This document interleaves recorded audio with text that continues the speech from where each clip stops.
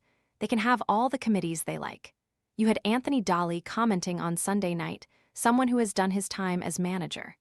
His main incident was the Nicky Quaid black card in the semifinal or the failure to issue one.